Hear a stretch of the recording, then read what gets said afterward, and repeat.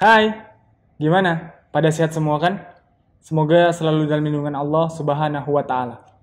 Oh ya, kenalin, aku Saiful Rahmadana, mahasiswa Universitas Aisyah Yogyakarta. Nah, sekarang aku mau kalian duduk, dengerin aku, kita ngobrol tentang hal yang penting. Nah, biar suasana lebih kerasa, kita ganti suasananya. Kalian tahu nggak sih, kesehatan itu adalah salah satu hal yang sangat penting. World Health Organization atau WHO pernah mendefinisikan kesehatan adalah sebagai keadaan mental, fisik, dan kesejahteraan sosial yang berfungsi secara normal, bukan hanya tentang keabsenan dari suatu penyakit. Saking pentingnya, pemerintah Indonesia mencanangkan atau berfokus pada pembangunan infrastruktur kesehatan serta pelayanan kesehatan sejak tahun 2010. Alasan ini atau tindakan ini bukan tanpa alasan. Indonesia pernah menduduki peringkat ke-101 dari 149 negara tentang kesehatan. Laporan ini berdasarkan Delegatum Prosperity Index pada tahun 2017. Kebayangkan, Indonesia berada di posisi 101 dari 149 negara. Betapa rendahnya kualitas kesehatan Indonesia pada saat itu. Nah, kok bisa ya Indonesia berada di posisi seperti itu? Berada di posisi 101 dari 149 negara? Ayo kita cek. Kalian pernah lihat nggak sih? Satu rumah sakit pasti punya satu ruangan atau bahkan lebih yang menampung satu atau lebih pasien di dalamnya. Mungkin sekitar 3-4 pasien. Hal ini mungkin dilihat biasa saja oleh orang awam, tapi menurutku hal ini patut diperhatikan karena jika kita melihat lebih jauh dari 1, 2, 3, 4 pasien yang berada dalam ruangan tersebut pasti memiliki penyakit yang berbeda. Walaupun pasien yang ditempatkan pada ruangan tersebut adalah pasien yang pastinya tidak memiliki penyakit menular.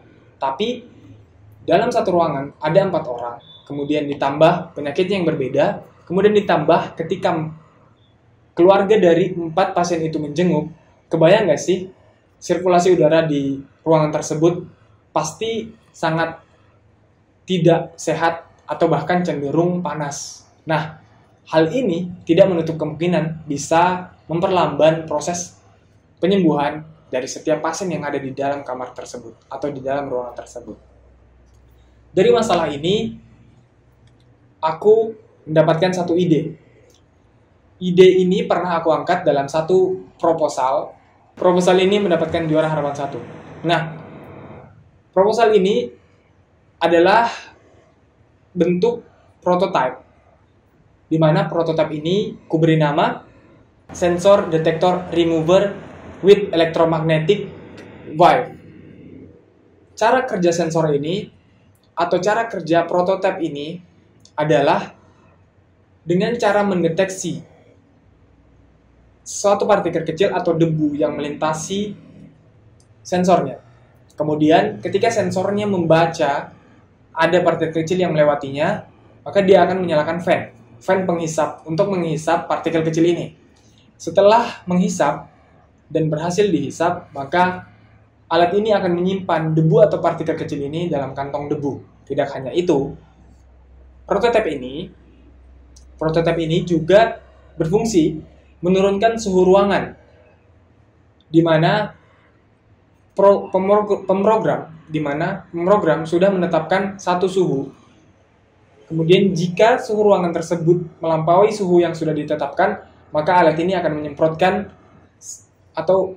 menyemprotkan cairan yang akan menyejukkan ruangan dan membantu menurunkan suhu ruangan tersebut. Nah, alat ini tentunya sangat hemat energi karena bekerja ketika sensor membaca debu atau partikel kecil yang lewat. Kemudian sensor juga membaca ketika suhu ruangan lebih dari suhu yang sudah ditentukan. Alat ini dipasang dari setiap sudut ruangan.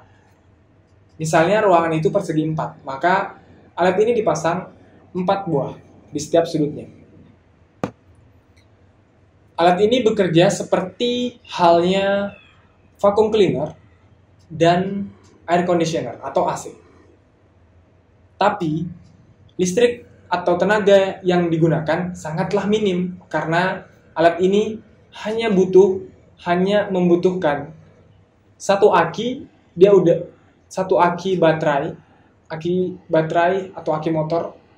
Alat ini sudah berhasil beroperasi. Nah, harapan saya dengan adanya ide saya ini, saya dapat membantu pemerintah dalam membangun atau mewujudkan infrastruktur kesehatan di Indonesia yang lebih unggul dan berkualitas. Bagi teman-teman yang punya ide yang lebih keren atau brilian, bisa disampaikan atau bahkan direalisasikan. Jangan hanya rebahan. Kita masih muda, maka gunakan ambisi dan semangat kita. Jangan rebahan melulu dan tetap taat prokes. See you teman-teman.